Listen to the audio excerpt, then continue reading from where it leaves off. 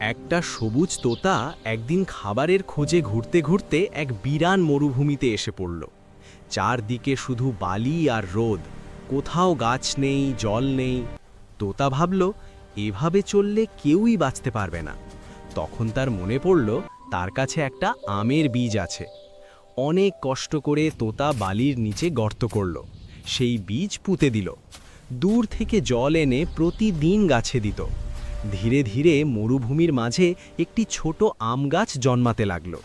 কিন্তু একদিন এক দুষ্টু বাঁদর এসে সেখানে গাছের কাঁচা আম ছিঁড়ে ছিঁড়ে নষ্ট করতে লাগল। তোতা খুব কষ্ট পেল। সে বাঁদরকে বুঝিয়ে বলল, এই গাছ সবার জন্য, নষ্ট করলে কেউ উপকার পাবে না। লজ্জায় বাঁদর ভুল বুঝতে পেলে ক্ষমা চাইল। এরপর দুজনে মিলে গাছের যত্ন নিল। অল্প সময়েই মরুভূমি সবুজ হয়ে উঠল।